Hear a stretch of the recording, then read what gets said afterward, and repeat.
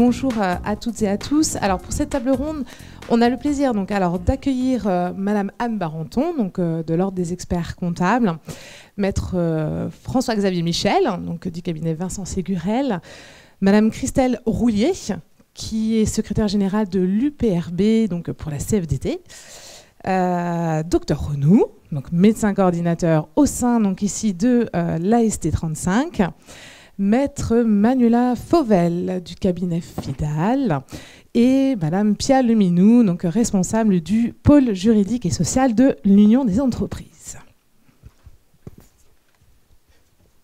Alors effectivement, l'idée de cette table ronde, parce que effectivement, on a fait le bilan de l'année 2016, mais maintenant nous sommes en 2017. Et effectivement, 2017 est quand même marqué par la réforme portant modernisation de la médecine du travail, c'est le nom qu'elle porte. L'idée est autour de cette table ronde de voir cette réforme par le regard, on va dire, de professionnels, de juristes, d'avocats, de représentants des organisations syndicales, salariés et employeurs, et bien évidemment ici du corps médical. Juste effectivement en préalable, ce qui est quand même très important, et comme l'a rappelé Monsieur Ramé en tout début d'Assemblée Générale, cette réforme est vraiment ici dans la continuité des précédentes, et toujours ici dans un objectif de recentrer les missions des services de santé au travail sur justement cette prévention primaire. Ce que je vous propose, c'est effectivement de commencer par éventuellement un rappel, parce qu'on parle beaucoup ici de cette réforme. Je ne suis pas certaine que tout le monde ici a conscience des tenants et aboutissants de cette réforme. Madame Barenton, pouvez-vous justement nous rappeler quelles sont les principales modifications qui ont été introduites par cette réforme, par la loi travail ? D'accord, donc bonjour. Écoutez, c'est vrai qu'on était habitué, lorsqu'on embauche un salarié, à parler sous réserve de la visite médicale d'embauche. Ça, quelque part, pour moi, dans la pratique, ça disparaît. C'est-à-dire qu'on nous dit aujourd'hui, il y a une aptitude, une présomption d'aptitude du salarié au poste, donc on va lui faire passer en principe, une visite d'information et de prévention qui va être un lieu plutôt, on va le voir, d'échange entre le salarié et l'équipe pluridisciplinaire, parce que déjà, cette visite, c'est pas le médecin du travail nécessairement qui va le faire, ça peut être par un membre de l'équipe pluridisciplinaire. On va ouvrir un dossier médical pour le salarié et cette visite donnera lieu à une visite de suivi. On ne sera pas sur un avis d'aptitude ou d'inaptitude. Donc ça devient le principe. Maintenant, effectivement, certaines catégories de salariés vont avoir une VIP, je crois que c'est comme ça qu'on l'appelle maintenant, un petit peu renforcée si, par exemple, ce sont des jeunes travailleurs de moins de 18 ans.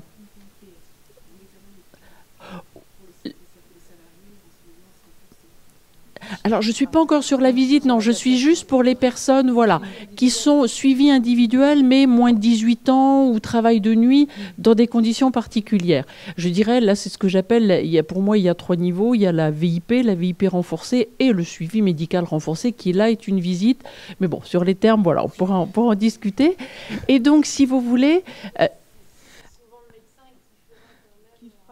Alors, juste effectivement, peut-être pour refaire le lien avec le corps médical, on va dire en pratique au niveau de l'AST, c'est vrai qu'en interne, on parle de suivi simple, de suivi adapté justement, et après de suivi renforcé.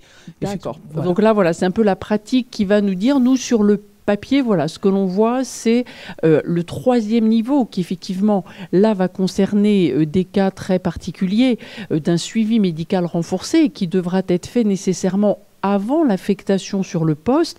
Alors là, dans la pratique pour les entreprises, je ne sais pas comment on va pouvoir effectuer. Est-ce qu'on arrivera à avoir un rendez-vous avant justement l'affectation sur le poste? Donc on va regarder ça. Là, ça concerne des postes, par exemple, exposés à l'amiante. On a une liste légale qui est fournie effectivement par l'article R 4412 R 160 du Code du travail, qui concerne tout ce qui est exposition à l'amiante, au plomb, aux agents cancérogènes, mutagènes et toxiques pour la reproduction, aux agents biologiques, alors des groupes 3 et 4, là ce sont des termes effectivement médicaux très spécifiques, au rayonnement ionisant, au risque hyperbare et au risque de chute de hauteur lors d'opérations de montage et de démontage. Alors, avec également la possibilité pour tout employeur de demander à ce que tel ou tel salarié ou tel poste soit également mis sur cette liste. Et là, on aura un véritable avis d'aptitude ou d'inaptitude éventuelle. Donc, juste pour clôturer un petit peu l'avant-après, ce qui change aussi, à mon sens, dans la pratique, c'est la périodicité, c'est-à-dire qu'on était habitué à avoir une visite médicale maintenant tous les 2 ans. Là, on va passer pour la visite d'information et de prévention sur 5 ans maximum à l'appréciation, je crois, des professionnels de santé, et que sinon, effectivement, on pourrait partir jusqu'à 3 ans pour des publics un petit peu plus fragilisés, et que l'on sera maximum tous les 4 ans pour les personnes qui font le suivi médical renforcé avec une visite intermédiaire au bout de 2 ans. Merci. Alors effectivement, donc on voit bien à travers ce premier rappel, effectivement plus théorique, on va dire, donc ici de cette réforme, comment dire, l'importance de certaines caractéristiques. Donc je suis travailleur de nuit, je suis mineur, mais également et surtout l'importance de la définition des postes à risque particulier. Parce que c'est à partir de cette définition qu'on va justement, donc ici, orienter plus le salarié vers une visite d'information et de prévention, donc avec une périodicité effectivement donc de principe, en tout cas au maximum de 5 ans, ou un examen donc ici médical d'aptitude. Donc on voit bien là l'importance effectivement de cette définition des postes à risque particulier. On a toute une liste qui est définie donc ici par le décret, qui est intégré dans le Code du travail. Pour autant, cette liste, elle peut être justement, comme vous le releviez, donc ici complétée par l'employeur. Il y a quand même toute une procédure et notamment donc ici une consultation. Madame Rouillet, est-ce que vous pouvez justement donc ici nous rappeler, on va dire dans les grandes lignes, cette procédure?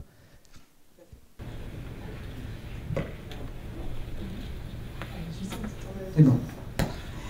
Donc moi, dans un premier temps, je voulais quand même rappeler que tous les salariés sont pris en charge par un professionnel de santé dès l'embauche. Et donc sur mon intervention, en fait, moi je voulais scinder ça en 2 parties. D'abord, rappeler quelle démarche pour le salarié qui est exposé à des risques. Et la deuxième, repérer les risques particuliers. Donc les salariés qui sont exposés à des risques particuliers bénéficient d'un suivi individuel renforcé par un examen médical d'aptitude et un renouvellement de l'examen médical avec une périodicité qui ne peut excéder 4 ans. Il est réalisé par qui? Donc par un médecin du travail, préalablement à l'affectation sur le poste, avec délivrance d'un avis d'aptitude, ce qui n'est plus le cas dans les salariés, bien sûr, hors risque, comme nous l'avons vu tout à l'heure. Il y aura par contre une visite intermédiaire réalisée par un professionnel de santé qui a lieu au plus tard 2 ans après la visite avec le médecin du travail. Et je rappelle aussi qu'à tout moment, le salarié, l'employeur ou le médecin du travail, comme aujourd'hui, peut provoquer une visite médicale. Alors, il me semble, si j'ai bien compris les chiffres, en 2016, il y a eu 61% de demandes de visite. C'est ça, donc j'ai bien écouté. Pour les visites autres. Oui, j'ai compris, c'est à la demande du salarié. C'est-à-dire qu'en fait, dans les examens non périodiques, vous avez ce qu'on appelle, nous, les visites autres, entre autres. Et donc, sur ces visites autres, 61% étaient à la demande du salarié. Il y a un point qui est très très important de cette réforme. On touche beaucoup donc justement aux visites d'embauche, aux visites périodiques, mais il y a un point qui est essentiel, c'est que cette réforme n'a aucun impact justement sur les autres visites qui existaient déjà et qui existent toujours, les visites de pré-reprise, les visites de reprise, les visites à la demande. Et on voit d'ailleurs que ce sont elles qui justement occupent, j'ai envie de dire, donc le plus les médecins du travail et les professionnels de santé. Je vous laisse poursuivre. On a dans un deuxième temps aussi les risques, repérer les risques particuliers dans l'entreprise et les salariés aussi qui sont exposés à ces risques, combien de temps. Donc là, je ne vais pas rappeler effectivement la liste qui a été donnée tout à l'heure, qui est définie par le Code du travail. Mais nous, ce qui est intéressant à notre sens pour la CFDT, c'est que la liste déjà elle est définie réglementairement, mais elle peut être complétée par l'entreprise après avis de ou des médecins concernés et du CHSCT ou à défaut des délégués du personnel. Alors justement, donc, quand il y a les représentants du personnel, donc voilà, en tant qu'organisation syndicale, est-ce que vous apportez des conseils, des préconisations donc, à ces représentants du personnel pour aborder la question? Parce que ce n'est pas toujours facile, effectivement, d'aborder la question avec les employeurs. Mais est-ce que vous apportez des conseils ou des orientations éventuelles? Alors nous, pour l'instant, effectivement, on n'a pas été sollicités, parce que ça démarre, je pense, donc c'est pour ça qu'on n'a pas été pour l'instant sollicité. Maintenant, nous, l'orientation, c'est vraiment une meilleure implication sur tous les sujets. Ce qui nous semble important que le CHSCT, avec la participation des salariés, soit en capacité de travailler avec l'employeur sur tous ces sujets de sécurité, notamment les postes les plus à risque. Donc pour le CHSCT, bien sûr, c'est sur le document unique. Et ensuite, pour nous, il est indispensable que les acteurs d'entreprise doivent être en capacité de trouver des moyens de mesure communes et de pouvoir améliorer les conditions de travail, notion de sécurité dans l'intérêt de tous les acteurs de l'entreprise. Donc l'idée, c'est de le faire, de toute façon, c'est comme c'est indiqué de toute façon dans le Code du travail, de le faire en parallèle avec la mise à jour du document unique d'évaluation des risques. Tout à fait. Oui, ok, d'accord, effectivement. Donc on sent qu'effectivement, d'ici la fin de l'année, c'est une question qui risque de venir. Alors, donc là, on a vu effectivement donc ici la question des postes à risque particulier, mais j'ai envie de dire ce n'est pas donc ici la majorité des salariés, d'autant plus que désormais il n'y a plus le bruit et les vibrations par rapport aux anciennes SMR, donc ça enlève quand même une bonne partie des salariés. Donc ce qui veut dire que la plupart des collaborateurs, en principe, devraient être donc suivis par les professionnels de santé dans le cadre donc ici des visites d'information et de prévention. Donc, comme l'a relevé justement Madame Barenton, ça veut dire aussi qu'il y a une sorte de présomption donc d'aptitude, ce qui est quand même tout nouveau. Finalement, avant, c'était à la limite, vous ne les faites pas travailler tant qu'ils ne sont pas déclarés aptes. Là, il y a vraiment un changement de logique total. Madame Leminou, donc pouvez-vous nous préciser quelles sont pour vous les conséquences pratiques justement pour les employeurs? Oui, bonjour. Je vais essayer en quelques minutes, en sachant que tout a presque été dit. C'est vrai que je crois que moi, dans le cadre de cette réforme, le plus important, c'est effectivement ce changement de logique, où on passe finalement d'une présomption d'inaptitude à l'embauche, lorsqu'on embauche quelqu'un, à cette présomption d'aptitude qui est d'ailleurs conforme au droit européen, ou du moins à la vision européenne des choses en matière de services de santé au travail. Donc on l'intègre effectivement en France par cette loi. Donc présomption d'aptitude effectivement qui est importante, puisque maintenant, et nous on est sollicité là-dessus, c'est vrai que bien souvent lorsqu'on recevait le certificat d'embauche, on avait apte, rarement inapte, mais on avait en général apte. Et c'est vrai que les services RH doivent s'habituer à ne plus avoir ce fameux apte. Donc ça, déjà, c'est un premier changement, je dirais très pratique. Donc ça ne sert à rien, effectivement, pour les entreprises qui sont dans la salle, d'appeler le service de santé au travail, voire même l'organisation patronale. C'est normal, il n'y a plus cette notion d'aptitude. On est sur une présomption d'aptitude pure et simple, à défaut que soit dit quelque chose de contraire. Première chose.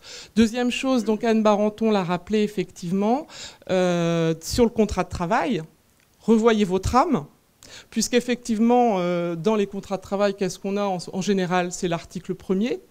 Monsieur X est embauché par l'entreprise Y sous réserve de la visite médicale d'embauche. Donc, ce qui est relativement important, effectivement, puisque c'est une condition suspensive. C'est une condition suspensive qui n'existe plus. Alors, vous pouvez rappeler, d'ailleurs, c'est ce qu'on conseille, nous, d'indiquer que le salarié bénéficiera d'une visite d'information et de prévention. C'est bien, mais ce n'est plus une condition suspensive à l'embauche. Alors, je le dis parce qu'on trouve encore sur les trames n'ont pas été revues. Donc, voilà. Voilà. Après, on a des conséquences qui sont peut-être un peu plus techniques. Je pense surtout là, dans le cadre de la visite de reprise. Vous le savez peut-être, la Cour de cassation considérait que ce qui mettait fin finalement, la suspension du contrat de travail, c'était la visite de reprise. Ce qui fait que lorsqu'elle n'était pas faite, le salarié pouvait se retrouver en situation de travail, mais considéré juridiquement toujours en situation de suspension. Alors, problème, disons, problème potentiel, puisque effectivement, hormis le fait de ne pas la faire, et c'est pas bien, on est d'accord, mais en plus, il s'exposait à de lourdes sanctions potentielles, puisque par exemple, dans le cadre d'une suspension pour accident du travail ou maladie professionnelle, il y a quand même un principe qui est assez bien connu, c'est qu'on ne peut pas rompre le contrat de travail. Alors, sauf faute grave et impossibilité de maintenir le contrat. Mais enfin, bon, voilà. Mais enfin, le principe, c'est qu'on ne peut pas rompre le contrat. Donc, imaginez le salarié qui revient effectivement de sa période de suspension, de son arrêt pour AT ou MP, qui ne bénéficie pas de la visite de reprise. Le salarié, effectivement, envisage un licenciement. Or, pour les deux causes que j'ai effectuées, eh bien, le risque, c'est quand même, effectivement, que le licenciement soit remis en cause dans la mesure où, jusqu'à présent, c'était effectivement la visite qui mettait fin à la période de suspension.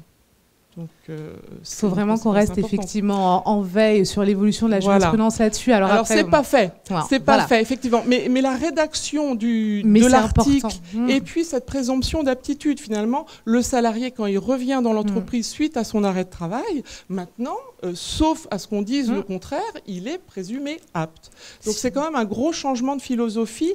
Et alors dernière chose sur laquelle je voulais effectivement aussi réagir, mais ça a été dit à plusieurs reprises. Moi, j'ai quand même l'impression que, alors c'était déjà important, mais que ça met aussi beaucoup d'importance sur, encore plus sur la visite à la demande. Oui. Puisque, effectivement, c'est au salarié, effectivement, maintenant, qui considère qu'il a une difficulté d'être acteur, finalement, de sa santé face au travail. Et ça aussi, j'ai envie de dire, c'est presque un changement de philosophie. Et c'est là donc, aussi importance de la visite à la demande du salarié. Voilà, bon, et c'est d'ailleurs rappelé donc, ici dans le cadre de la VIP, parce que de toute façon, effectivement, c'est l'un des objets donc, ici de la visite d'information et de prévention, c'est justement de rappeler aux salariés aussi l'ensemble des visites dont il peut donc, ici bénéficier. Merci. Alors effectivement, donc on a vu donc il y a des impacts donc côté représentants salariés, il y a des impacts effectivement donc ici pour les employeurs, il y a vraiment donc ici effectivement une nouvelle philosophie donc ici adoptée. Alors il faut pas oublier effectivement qu'il y a quand même tout un acteur donc ici effectivement voilà qui est légèrement beaucoup impacté, c'est justement le corps médical. Docteur Renou, est-ce que vous pouvez nous dire voilà comment est-ce que au sein de l'AST les professionnels de santé donc se sont appropriés cette réforme, ou en tout cas ont tenté le 3 janvier, donc ici, de la mettre en œuvre au mieux. Très court, 2 jours. Bon, c'est vrai qu'on a attendu désespérément l'apparition des décrets au cours de l'automne 2016, en se disant quand même, on ne va pas attendre le dernier moment. Eh bien oui, si. 2 jours pour s'approprier cette réforme. Et qui a soulevé quand même beaucoup d'interrogations au niveau donc, des professionnels de santé quant à sa mise en œuvre et puis l'impact qu'elle allait avoir sur le fonctionnement des équipes de santé au travail. En ce qui nous concerne, nous, médecins, il a d'abord fallu nous approprier cette nouvelle réglementation et comme vous le disiez, cette notion de présomption d'aptitude pour le cas des salariés hors risque, puisque bon, bah, effectivement, la plupart ils sortaient avec apte. Et donc après, voilà, aujourd'hui, voilà, pour l'essentiel des salariés qui sont en surveillance simple, suivi individuel simple, donc il y a cette délivrance d'une attestation de suivi. La périodicité, effectivement, c'est nous médecins qui la fixons, avec donc des délais maximum selon si le salarié est en surveillance renforcée ou en suivi simple. En ce qui concerne aussi donc, les autres acteurs donc, des services de santé au travail, donc, il a fallu expliquer la réforme, et ce, dans un temps très court, pour qu'on puisse se mettre en conformité avec les textes. Et au niveau donc, de nos assistantes qui font le lien en fait, entre l'adhérent et le médecin du travail. Donc on a organisé des formations pour qu'elles puissent comprendre le sens de cette nouvelle réglementation.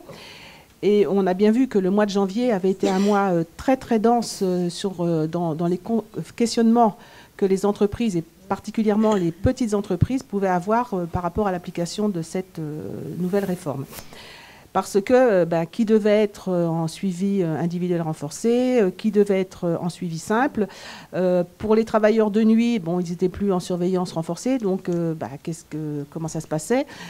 Idem pour les travailleurs reconnus handicapés. Donc beaucoup d'interrogations. Pour ce qui est donc les équipes de santé au travail, médecins, infirmiers, puisque aujourd'hui nous avons quand même 11 infirmiers en poste, donc ça fait à peu près 22 équipes qui donc travaillent de façon, je dirais, en étroite collaboration. L'impact est également très important, hein, puisqu'il n'y a plus d'entretien infirmier. La VIP, visite, information et de prévention initiale, elle peut être faite par l'infirmier comme par le médecin. Donc, il a fallu réécrire des protocoles.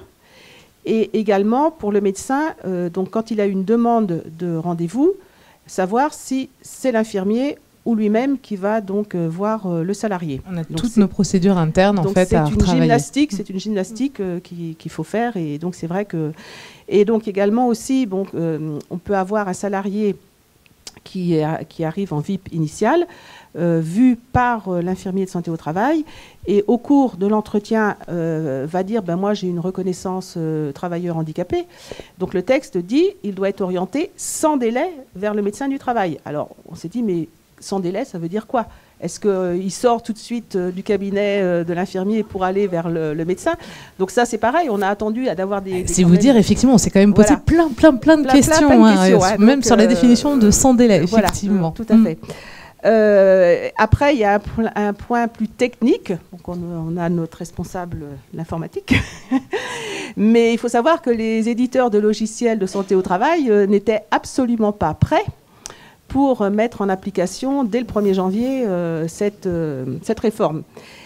Et notamment pour nous fournir donc des modèles d'attestation de suivi qui soient en adéquation avec les textes. Alors, il faut quand même préciser que les décrets du 29 décembre prévoient que nous allons avoir un modèle fixé par arrêté ministériel.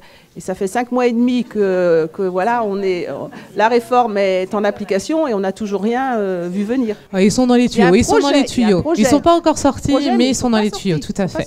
Ça fait quand même presque 6 mois. Oui, effectivement. Voilà. Comme le relève Maître Fauvel, il y a des petites choses à donc voilà. Donc c'est vrai que tout ça, c'est beaucoup de travail en interne, beaucoup d'explications. Et régulièrement, on fait des ajustements. Voilà. Aujourd'hui, on est encore en train de travailler sur le modèle de l'attestation de suivi. Et on espère qu'effectivement, les décrets, les modèles vont paraître. Je pense qu'effectivement, il ne faut pas que vous soyez surpris en tant qu'adhérent, c'est-à-dire qu'il y a un gros travail de fait donc ici en interne, donc par les professionnels de santé, donc pour s'approprier la réforme, mais on a des informations au fur et à mesure, des contre-informations aussi de temps en temps, ce qui fait que les choses, notamment donc ici les modèles, les attestations peuvent donc ici varier, sont encore sujets à adaptation. De toute façon, effectivement, 2017 est une transition. C'est une transition aussi, non pas que pour le suivi de l'état de santé, mais aussi et surtout donc, pour l'inaptitude, parce que là aussi, effectivement, on a quand même pas mal de bouleversements de logique. À chaque nouvelle législation, de toute façon, on aime bien tout changer. Donc, Dr Renaud, est-ce que vous pouvez du coup nous rappeler quelles sont justement les principales modifications apportées par la loi travail? Ouais. Concernant l'inaptitude, effectivement, c'est quand même aussi un bouleversement. Parce que donc jusqu'au 31 décembre 2017, l'inaptitude ne pouvait... 16, voilà, 16, oui. Donc l'inaptitude ne pouvait être prononcée qu'à l'issue de 2 examens réalisés à 15 jours d'intervalle, mais 15 jours, c'était minimum. À aujourd'hui, le principe, c'est un seul examen.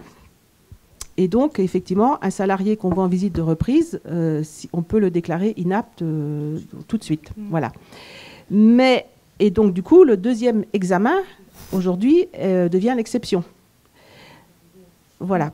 Et en plus, ce 2e examen, lui, doit être réalisé dans un délai de 15 jours maximal. Alors, effectivement, on passe de 2 examens à un examen de principe, d'un délai minimum à un délai maximum.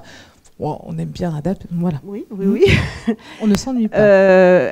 Donc, du coup, pour poser donc, un avis d'inaptitude, donc cela suppose qu'au préalable, il y a eu un examen médical et qu'éventuellement, on ait besoin d'examens complémentaires, donc de faire réaliser des examens complémentaires. Également, on doit réaliser une étude de poste et des conditions de travail. Alors, le décret prévoit qu'elle peut être réalisée par un membre de l'équipe pluridisciplinaire. Donc, ça peut effectivement être un ergonome, ça peut être l'infirmière de l'équipe qui travaille, voilà. Donc, ou l'AST, éventuellement, pour des études de poste qui ne sont pas très compliquées. Mais ça, c'est aussi pas mal de démarches à faire. Et puis, c'est surtout caler les rendez-vous. Parce que, voilà, faut voir avec l'employeur aussi, lui, en fonction de ses disponibilités. Le décret dit aussi qu'on doit avoir des échanges par tout moyen. Donc, qu'est-ce que ça veut dire, tout moyen? Voilà. Et... Pardon? Oui, bien sûr, effectivement, il faut l'entendre. Voilà, il ne faut pas non plus tomber dans le piège de tout. Voilà, donc c'est recevoir aussi le salarié afin d'échanger sur l'avis, les indications ou les propositions que le médecin pourrait adresser à l'employeur. Alors, pour ce qui est donc de l'examen médical, de l'étude de poste, la fiche d'entreprise aussi, parce qu'il y a l'actualisation de la fiche d'entreprise, bon, ça a toujours existé, puisqu'on ne va pas dire qu'on découvre ça. Par contre, c'est aujourd'hui, on doit caler tout ça. Alors, on parlait tout à l'heure de la visite à la demande et surtout la visite de pré-reprise. Pour nous, aujourd'hui, elle est indispensable. Elle est indispensable parce que c'est là où, effectivement, on va déjà pouvoir anticiper, préparer le salarié, parce qu'éventuellement, lui annoncer qu'il va être mis inapte, c'est aussi... psychologiquement, c'est un lourd travail à faire. Prendre tous ces contacts avec l'employeur. Donc, je pense qu'aujourd'hui, oui, la pré-reprise, c'est indispensable. Il y a tout effectivement. Alors, cette phase de concertation qui est justement très, très importante dans le pré-déclaration qui, justement, joue... Sauf que cette pré-reprise, comme je l'ai dit tout à l'heure quand je présentais donc, le rapport d'activité, 3 personnes peuvent la demander. Le médecin traitant, donc, qui donne un courrier pour le médecin du travail, le médecin conseil de la sécurité sociale via une fiche de liaison. Malheureusement, quelquefois, les fiches de liaison mettent un certain temps à arriver dans le bureau du médecin du travail. Pourtant, la CPAM n'est pas très loin de chez nous, mais enfin, un vol d'oiseau, c'est 4 km, mais ça prend des chemins détournés. Alors, certains médecins conseils, sachant les difficultés, font une photocopie et remettent au salarié en lui disant vous allez tout de suite prendre un rendez-vous vers le médecin du travail. Et puis sinon, donc, effectivement, le salarié, lui aussi, de lui-même, peut demander cette visite de pré-reprise. En gros, ce que vous êtes en train de nous dire, c'est qu'effectivement, donc, elle a toute une importance parce que justement, dans l'inaptitude, elle permet d'anticiper et de faire avancer les choses comme le texte le veut finalement. Sauf que du coup, en fait, vous n'êtes pas maître de ça. Non. Alors, je me permets effectivement, donc, sur cette question de l'inaptitude, parce qu'il y a eu beaucoup, mais alors beaucoup de lectures et d'interrogations justement, donc, sur cette phase donc, pré-déclaration. Pour autant, on a quand même, et j'ai l'impression que ça évince, on va dire, donc ici, le post-déclaration, parce qu'il ne faut pas oublier qu'une fois que le salarié est déclaré inapte, il revient à l'employeur, justement, de poursuivre donc ici la procédure. Est-ce que, justement, le renforcement de cette phase de concertation, le renforcement du formalisme pré-déclaration, amoindrit-elle, finalement, donc ici, les obligations de l'employeur en termes de reclassement ? Alors, on ne peut pas dire que la réforme avait pour objectif de diminuer les contraintes et les obligations de l'employeur en matière de reclassement. En revanche, ce qu'on peut dire, c'est que effectivement, l'esprit du législateur a été de faire en sorte que la décision médicale qui va être prise de déclarer inapte le salarié découle d'une co-construction entre l'employeur, le médecin du travail et le salarié. Co-construction, pourquoi ? Parce que, comme le disait le docteur Renou, il va y avoir des échanges avant la déclaration d'inaptitude, des échanges qui vont porter sur, entre l'employeur et le médecin du travail sur la capacité résiduelle du salarié, soit à tenir son poste moyennant des aménagements, et auquel cas il sera apte, soit son incapacité totale, avec, le cas échéant également, des échanges sur les possibilités de reclassement. Donc normalement, il y a tout un travail qui devrait se faire en amont. C'était l'esprit du législateur. C'est vrai qu'il n'a pas aidé la médecine du travail en termes de procédure et de timing de déclaration de l'inaptitude, mais c'était quand même l'esprit du législateur. Après, il y a un autre argument dit facilitateur qui n'amoindrit pas l'obligation de reclassement, mais qui flèche un peu plus et qui éclaircit un peu plus l'aspect du reclassement, c'est les fameuses 2 dispenses de recherche de reclassement. Lorsque le médecin du travail l'estime nécessaire, il peut assortir de son avis d'inaptitude de l'une des 2 mentions: tout maintien du salarié dans un emploi serait gravement préjudiciable à sa santé, ou l'état de santé du salarié fait obstacle à tout reclassement dans un emploi. Et dans ces hypothèses-là, mais uniquement dans ces hypothèses-là, l'employeur serait dispensé de toute recherche de reclassement sur le périmètre de recherche de reclassement qui lui incombe. Tout à fait. Non, on est tout à fait d'accord, effectivement. On l'espère, en tout cas, que les juges vont entendre cette voix du législateur qui est très claire, qui fait effectivement que lorsqu'il y a cette mention, une des 2 mentions, donc sur les avis du médecin du travail, logiquement, l'employeur devrait être dégagé de ses obligations de reclassement. Ça, on est tout à fait clair. Pareil, donc justement, quand on parle, donc ici, excusez-moi. Quand on me parle donc d'inaptitude, il y a quand même aussi, et vous le savez pertinemment, Maître Michel, une grosse réforme qui porte justement sur la contestation donc des avis du médecin du travail. C'est vrai que là, il y a un gros changement d'un point de vue judiciaire. Est-ce que vous pouvez justement nous rappeler donc ici quel est l'objet de ce recours? Oui, j'ai compris qu'il fallait être bref. Pour quelque chose de relativement complexe. Ouais. Alors, vous parliez du juge en espérant qu'il entende la voix du législateur. Oh, il l'entendra. Est-ce qu'il l'écoutera? Ça, c'est un autre débat. Et c'est un débat qui nous occupe depuis déjà bien longtemps et qui nous occupera encore longtemps. Quoi qu'il en soit, c'est vrai que vous saviez qu'on pouvait contester un avis d'inaptitude, ou d'aptitude d'ailleurs, devant l'inspecteur du travail qui demandait l'avis du médecin inspecteur du travail. Alors, là encore, l'administration a été déchargée de cette mission au profit du juge. Et c'est la formation de référé du Conseil de prud'homme qui est donc dorénavant compétente pour connaître de la contestation des avis du médecin du travail, mais uniquement en ce qui concerne les éléments de nature médicale. Alors, qu'est-ce que sont les éléments de nature médicale? Ça reste encore assez à définir, d'autant que on n'a pas nécessairement toujours connaissance de tout ce qui est couvert par le secret médical. Alors on peut penser que seront des éléments de nature médicale, l'interdiction de rester debout, de porter des charges lourdes, etc., etc. Pour autant, est-ce que cela justifie que l'on saisisse la formation de référé du Conseil de prud'homme, qui va statuer en la forme des référés, c'est-à-dire qui va suivre la procédure de référé, mais qui va statuer comme un juge du fond? Est-ce que, donc, débat contradictoire, où on va dire si on est d'accord ou si on n'est pas d'accord, parce qu'en réalité, on va arriver à la désignation d'un expert. Après, il faut trouver l'expert, parce que, à ma connaissance, il n'y a pas de médecin expert en médecine du travail, au moins sur Rennes. Donc, 4. Il y en a 4 qui sont aujourd'hui... Ah, si, ils sont 4 spécialisés en santé au travail, mais aujourd'hui, ils sont en retraite. Voilà. C'est pas parce qu'on est en retraite qu'on n'est pas compétent. Donc, non, mais ce que je veux dire, c'est que, bon, voilà, ils sont... J'ai mes cheveux blancs, voilà. J'espère que... Voilà. Donc ça, mais, c'est effectivement... Voilà. c'est... Alors après...